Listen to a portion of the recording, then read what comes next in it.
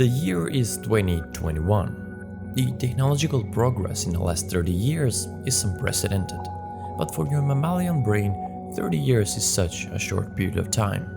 A period so short that from an evolutionary perspective, it feels like not much could have changed. Except it did.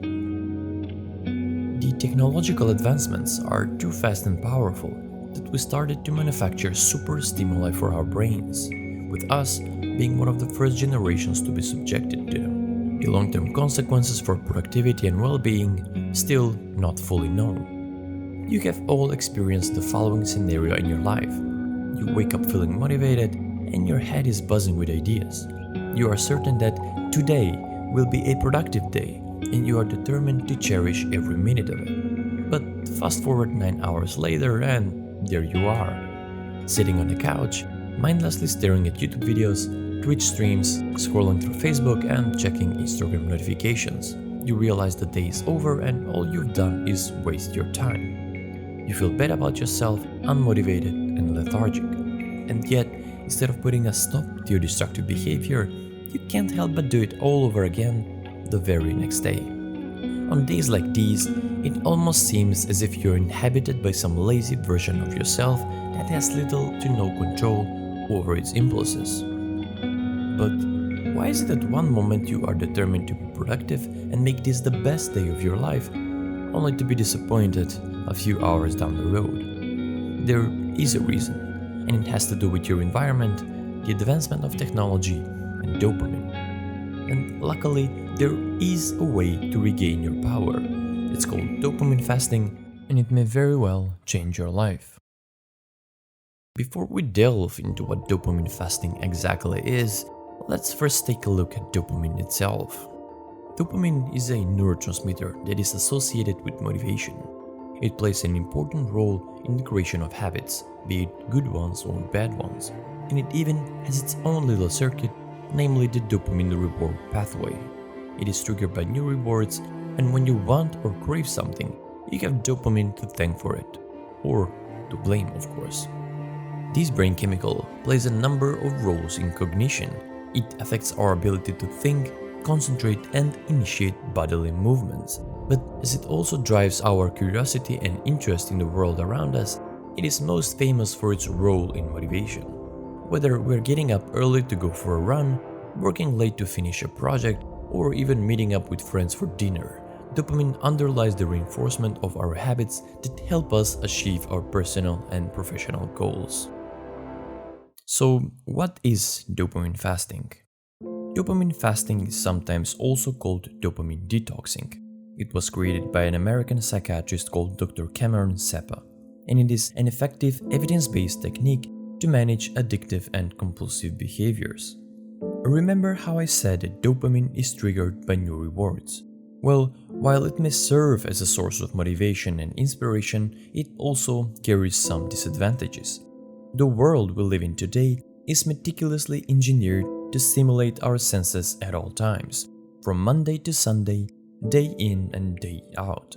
We are slaves to our screens and crave constant entertainment 24/7. And big businesses know exactly how to hijack our dopaminergic systems to take advantage of it. There are whole sectors and teams dedicated to this task, and without you knowing how dopamine works, you are just another helpless victim of the marvelous engineering and algorithms the big companies use. From social media to the news, to video games and adult websites, they are all set up in such a way that you're constantly clicking on the next best thing, even if that wasn't your initial plan. To say that we are all somewhat addicted wouldn't be a lie. This is why dopamine fasting comes in handy.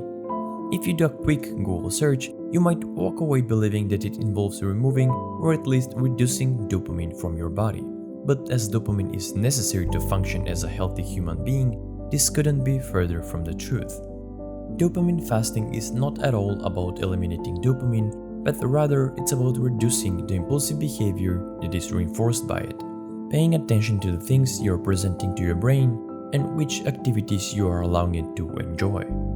6 of the most common impulsive behaviors are emotional eating, internet and gaming, gambling and shopping, thrill and novelty seeking, recreational drugs, and porn and masturbation. If you are engaged in one or multiple of these behaviors, then dopamine fasting might be a useful idea for you. So, how do you dopamine fast? Dopamine fasting is based on cognitive behavioral therapy, also known as CBT. CBT is an evidence-based practice that is prescribed by thousands of mental health professionals for changing behavior. It is considered the gold standard treatment for impulse control disorders, and a couple of its techniques are particularly useful in trying to combat addiction and impulsive behavior, namely stimulus control and exposure and response prevention. Stimulus control can be done in a couple of ways. One, you remove the stimulus or make it harder to access. For example, if Instagram's notifications are the stimulus that make you open your phone and spend the next 2 hours scrolling through random people's pictures, silencing the app is a good idea. And if you got it really bad, a website blocking software can also work.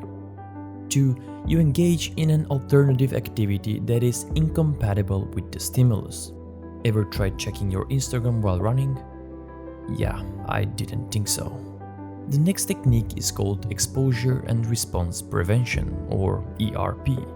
With this technique, you expose yourself to the internal stimuli that you're feeling without engaging in the conditioned response that usually follows it. It involves being mindful not only of what you're experiencing, but also of what triggers you. Just as with the previous technique, identifying the destructive behavior is the first step. Remember those 6 common impulsive behaviors that I mentioned? Chances are yours is on the list. So, to get an idea of how ERP works, let's play out the following scenario. It may not be the case for you, but just imagine you're deep in the habit of excessive gaming whenever you feel bored or lonely. First, notice when this impulse to start gaming arises and pay close attention to the thoughts and feelings you experience at that moment. Next, watch the desire to engage in the conditioned response come and go without judging it or giving into. This technique is called urge surfing and is attributed to the late psychologist Alan Marlatt, who was a pioneer in the field of addictions treatment. It's based on the knowledge that urges usually peak between 20 to 30 minutes and then subsides, at least if we let them. Fighting the craving slows the process down, and simply giving in is even worse for 2 reasons. It strengthens the urge, and you lose faith in your abilities to change your old habits. Finally, without pushing the thought away forcefully, try to return to whatever it was that you were doing before the craving came up. Each time you manage to do this, you feel a sense of accomplishment, and the link between the stimuli and the undesired behavior weakens. Over time, your behavioral flexibility increases, and it becomes easier and easier to not give in to the usual urges that make you feel so shitty and unmotivated in the first place. But each time you give in to the impulses to scroll through social media, game excessively, eat unhealthy, or visit adult websites, you artificially increase the dopamine in your brain. In turn, other activities that are productive and provide natural levels of dopamine become less and less appealing. To make matters worse, the next time you are presented with the same choice, you are more likely to give in to the unhealthy option because your baseline of what is enjoyable has increased. Productive activities don't feel as satisfying, so you indulge in more stimulating ones, and the baseline increases again. This is how a negative spiral of addiction and destructive habits sustains itself. To conclude the video, I will provide you with an actionable plan which you can combine with the techniques we talked about that will boost your productivity and well-being. It's a simple 3-step plan that is guaranteed to bring you more happiness, energy, and motivation. First, to reset your baseline, it is important to remove most, if not all, of the artificial stimuli for some period of time. You need to be self-aware and discover them for yourself. What external stimuli are you providing your brain? Is it TV shows, adult websites, or excessive drinking? It's your job to discover what they are, because you cannot aim at something if you cannot see it. Second, change your environment so it reflects your new temporary way of life. If you are trying to cut out watching mindless TV shows, remove the bookmark from your browser, uninstall the app, or cancel your subscription for 1 month. This is important because when the urges start to appear, you are able to follow through and do the less enjoyable activities instead. You should also use the CBT techniques along the way. Third, after a set period of time, you will start to feel motivated to do the seemingly boring and tedious tasks.